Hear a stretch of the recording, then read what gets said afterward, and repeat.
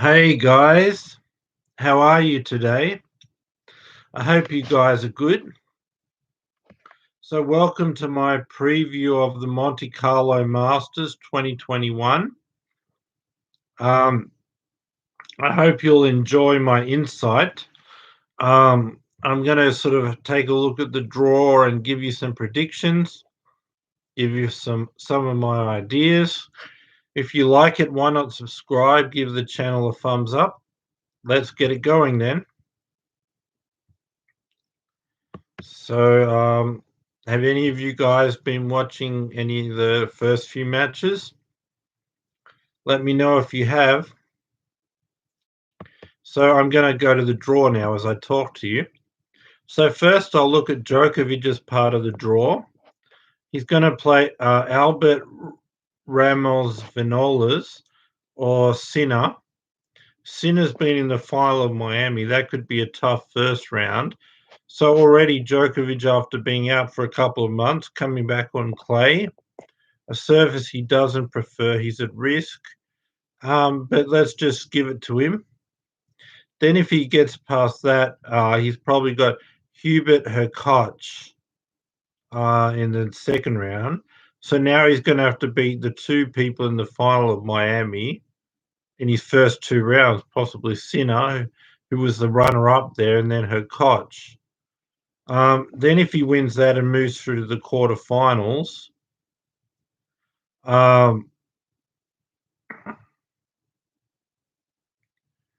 yeah, he's going to get Zverev. So Zverev's about as tough as you could get for the quarterfinals. He's the fifth seed, so he's the highest in the bottom four seeds. So then Sinner, Hurkacz, and Zverev. And that's another tough battle. So, like I said, all of these matches are pressure. Sinner in the first match, Hubert Hurkacz, who won Miami in the second. And then you get through the quarterfinals and you're going to get Zverev. And then if you win that, you're going to get Tsitsipas in the semi-finals. And if you win that, you got Nadal. Very tough situation. I think it's only 50-50 Djokovic gets into the final of these Monte Carlo Masters. If he does get there, he's going to be physically run down. He's not going to have much left for a possible Nadal final. But I said any of these guys could get, like, you could see him beat Sinner, Hurkacz, run out of steam, just have to put so much effort to get through those two matches when he doesn't have the fitness after being out, and to be run down and lose to Zverev. He could get past Zverev and then run out of gas against Tsitsipas. Then he gets past that. Then he's really physically in a low state in the final.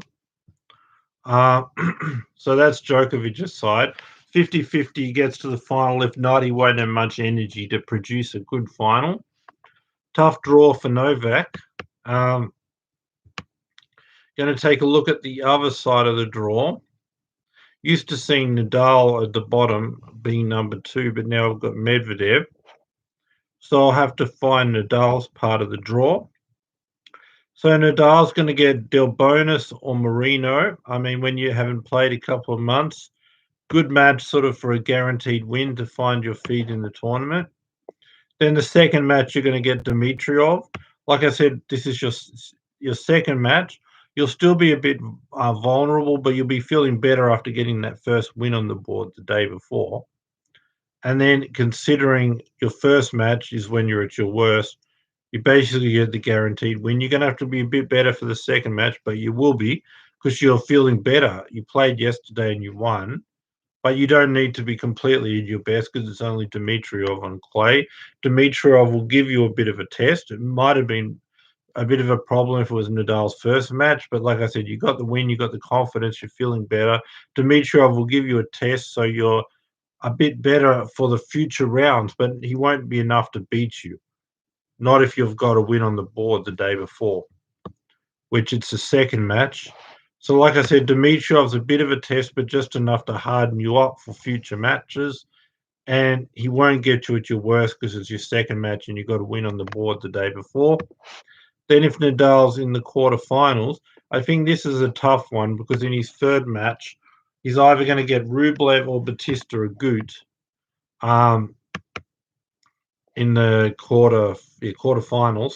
So I mean, Rublev has the power to hit through him on a clay court. Most players are either big hitters. They can hit through Nadal's defense on a slow clay court, but they can't consistently stay in, and they're going to go for too much and have errors. They're not going to get enough out of their serve. But Rublev and Thiem can hit with long rallies, hit the ball through the court, and with consistency. So most players are either like Djokovic or ralliers. They can stay in it with consistency, but they can't put him under any pressure. They can't penetrate his defense, and then the big hitters can get through the court, but they're gonna make so many errors.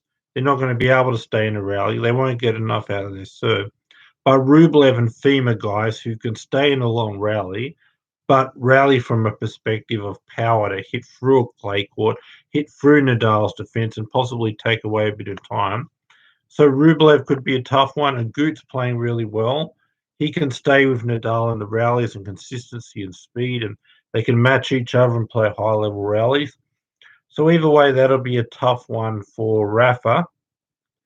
But like I said, now he's at his third match, so he's even better again. So this is probably the biggest test to determine if he wins this quarterfinal battle, especially if it's Rublev and especially if Rublev's playing consistently with that power. But I'm going to say, in a close one, Nadal's going to get through, and then he'll move through to the semi-finals, where I think he's going to get either Medvedev or Pablo Carreno or Busta or Schwartzman. I'll say Medvedev or Schwartzman. Let's give it to Schwartzman. So a Nadal Schwartzman semi-final. I mean, Schwartzman beat him at Rome last year, but then Nadal crushed him pretty good at Roland Garros. That'll be again a battle. Schwartzman could get a set, but again, Nadal ideal to sort of set you up for a Djokovic match. Long rallies, battle. He's going to test you. He's going to force you to really sharpen yourself up by being involved in the long rallies. A big hitter, you won't get a time to sort of get rhythm. It'll be over. But a guy who's going to give you shots, make you be involved in long rallies, make you find your feet, make you feel like you're that's what you want to do when you haven't been played. You don't want it to be short points. You want to have a chance to get involved in those long rallies and find your game, but you don't want it to be where the guy is so good that in those rallies you could just blow you off the court, like maybe a Rublev or a Thiem. But Schwartzman will give him the rallies, allow him to find form, allow him to to have time to sort of get into the match and get into the match and find form, and then but not enough where Schwartzman could actually blow him off the court and beat him, but enough where Schwartzman will say, "I'll give you a lot of long rallies. I'll let you get involved in long rallies in a match situation until you're the usual Nadal on clay." So that's bad for everybody except him, but it's good for Nadal. Nadal has a chance to really get rhythm and get in these rallies and find his feet, but Schwartzman's not going to be able to hit through him on the clay court. So then you got Nadal and Djokovic in the final. Djokovic is only 50% chance to be there. If not, it's probably going to be Zverev and Tsitsipas. Um, so it's either Zverev, Tsitsipas, Djokovic. I'll give it to Djokovic. I'll give it to Nadal. We're left with a Nadal-Djokovic final. By this time, Nadal's played 4 matches, won 4 matches, had the test against Schwartzman where he got to be in long rallies and really find rhythm in a sort of battle situation. He's at his absolute best on clay, whereas Djokovic has had to beat Sinner, then Hurkacz, then Zverev, then Tsitsipas. He's physically and emotionally run down and exhausted, and he doesn't have much to give for a final.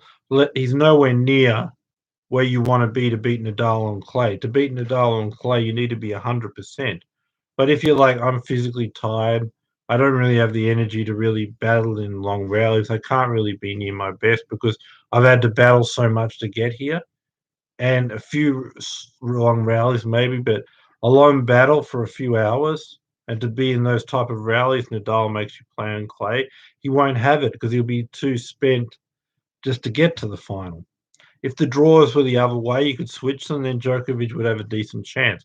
But he's going to be physically and emotionally on empty, going from not playing, no fitness, to win those 4 matches, and then saying, "Well, I'm exhausted. I just want to win a match without much effort." And you got Nadal on clay.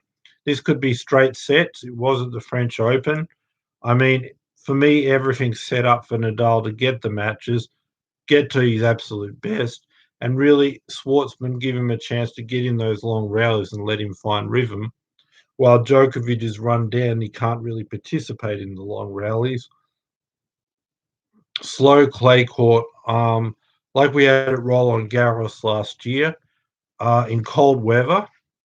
So we saw what happened there, but this time Djokovic is going to be run down and have less energy, whereas Nadal was underdone in the 4 matches and then getting the rhythm against Schwartzman. He'll be close to 100%, and Djokovic will be a tired, worn-out version. And it'll be the worst situation to shorten points if you've not got energy, and you don't want to rally against Nadal. One, it's clay, so it's hard to do. Two, it's clay on a slow, cold conditions. So Djokovic with low energy levels, it's just a nightmare to play Nadal on a slow clay court in cold conditions when you don't have energy to battle in those rallies, which I don't think Djokovic will, having to get through that draw. So I'm predicting Nadal to win this. If it's a final, it'll be straight sets, but it'll be 2 tough sets. But and then Djokovic will sort of run out of energy there. And then I'm just thinking and probably Nadal's biggest test will be in his third match against either Agut or Rublev. They've been playing well. Rublev can hit with consistency and get involved in those rallies, and the power to hit through this slow court more than what Djokovic would have. It'll be only his third match, so Nadal won't be his best yet. So that's the biggest tough test. If Rublev plays the match of his life there, and it's Nadal's third match back from a long break, where he's only played in about 5 months, 5 matches at the Australian Open. So, yeah, if Rublev does that, that's Nadal's biggest challenge.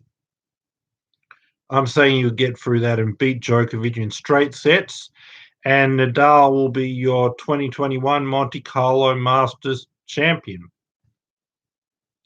So don't forget, like, Djokovic has got the most Masters 1,000, right? So he's going to be in a great position where if he wins, he could push his lead to 2 for winning the most Masters 1,000. But Nadal 1 behind, it's a great chance to tie Djokovic. And if the Grand Slam race is equal, people are going to say, well, who won the next category, Masters 1,000? So Nadal can tie that up here and make them equal first, and Djokovic can push the lead out to 2. So look out for that. Something, the historical part of the game. And then also the head-to-head. If Nadal and Djokovic were to meet, Djokovic is only ahead 2 now after Roland Garros last year. Nadal could cut it to 1, and we haven't seen the head-to-head that close for a long time. So some people say if the statistics are close in Grand Slam, Djokovic has got him in the head-to-head. And also Djokovic is 1 ahead of the Masters 1,000. But Nadal has a chance to cut the head-to-head lead for Djokovic to 1 and tie it up in the Masters 1,000. So those are big statistics. Well, but Djokovic could go the other way. If Djokovic wins, he could be 2 ahead in the Masters 1,000 and then push the head-to-head out to 3. So if we're going to be tied on Grand Slam, things like head-to-head and Masters 1,000 are big, and the GOAT debate, and that could be settled here at Monte Carlo. And I'm predicting they'll meet in the final, and Nadal's going to get it. And Djokovic's best chance would be to be physically fresh, ready for a battle on a slow, cold clay court. But unfortunately, his draw is going to burn him out, and he just won't be there. So I'm going with Nadal, and it'll be like 7-5, 6-4 sort of scoreline. And I'm saying the quarterfinal with Rublev or Agut, the biggest test there. So that's my preview. I'm going to be doing definitely a semi-final preview in maybe a few hours before the semi-finals start, just to let you know. But I'll be doing that. I'll be doing a preview of the Monte Carlo final, and then be back here on Wednesday in a couple of days. I'm going to talk about the state of tennis, where it is, the future of tennis, and mostly focus on the next generation. How are they going to go about taking over from Nadal and Djokovic? I'm going to talk about that on Wednesday, and then semi-final and final preview at Monte Carlo, maybe a quarterfinal preview. And then, of course, I'm trying to get Roger at any day I could get him. If I get Roger Federer, um, you know, I'll you could see a live interview of Roger Federer at any time. So subscribe, bell notification, thumbs up. Have a great day or night, and be back here on Wednesday and the other days for my future videos, which I've discussed. Bye for now. Thanks for watching, guys. Bye. Thanks for watching. Bye, guys.